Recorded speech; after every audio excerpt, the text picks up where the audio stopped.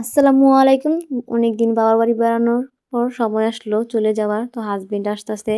হাসব্যান্ডের জন্য কি রান্না করব দেখতে হলে পুরো ভিডিওটি না টেনে দেখেন। আমি রান্না করব মুরগির মাংস ভুনা, মাছ ভুনা ও একটা সবজি ভাজি। তো রান্নাটা বিকেলে করতেছে আমার হাসব্যান্ড। বিকেলে রওনা দিচ্ছে, আস্তে আস্তে রাত হয়ে যাবে। তো যাওয়া হবে পরের দিন সকালে।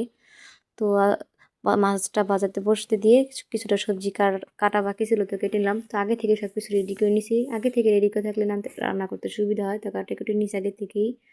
তো মাছটাও ভাজতে ভাজতে দিকে সবজিটাও কেটে নিছি, বাকি সবজিটা। তো মাছটা ভাজা হয়ে গেছে। প্রথমে মাছটা ভুনা করার জন্য কয়েকটা পেঁয়াজ কুচি দিয়ে দিলাম। তো পেঁয়াজ কুচিটা হালকা ভেজে একে হলুদের গুঁড়া, মরিচের গুঁড়া, লবণ ও জিরা গুঁড়া দিয়ে পানি দিয়ে মশলাটা কষিয়ে নিছি। এখন কয়েকটা টমেটো কুচি দিয়ে দিলাম। টমেটো কুচিটা দিয়ে কিছুক্ষণ কষিয়ে এখন হালকা গেলে নিব। এখন মাছটা দিয়ে পরিমাণ মতো কিছু পানি দিয়ে দিলাম। তোমার মাছ ভুনাটা হয়ে গেছে। ধনিয়া পাতাটা নাই, তাই ধনিয়া পাতাটা দিতে পারলাম না।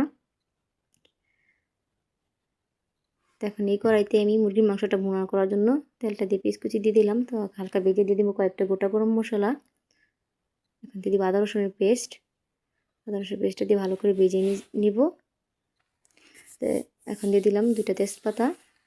মানে একে সব হলুদের গুঁড়া, পরিমাণ মতো মরিচের গুঁড়া ও পরিমাণ মতো লবণ, জিরার গুঁড়া পানি দিয়ে মশলাটা আমি কষিয়ে নেব। আমার মশলাটা কষে নিয়ে গেছে। এখন মুরগির মাংসগুলো দিয়ে দিব।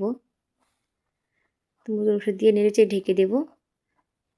তো ঢাকনাটা উঠিয়ে নিলাম, উঠিয়ে একটু নেড়েচেড়ে দিব। তো কিছুক্ষণ ঢাকনা দিয়ে কষিয়ে এখন ঢাকনা ছাড়া কিছুক্ষণ কষিয়ে নেব মুরগির মাংসটা। মুরগির মাংসটা কষা নিয়ে গেছে, এখন পর্যন্ত পানি দিয়ে দিলাম। তো মুরগির মাংসটা আমার হয়ে গেছে, পানিটা টানিয়ে নামিয়ে নিলাম। এখন সবজিটা ভাজি করে নিব।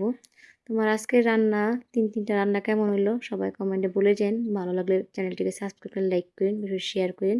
আপনাদের ভালোবাসা ও দোয়ার সাথে এই ছোটো বোনটা এগিয়ে যেতে চায়। সবাই ভালো থাকেন, সুস্থ থাকেন। আল্লাহ হাফেজ।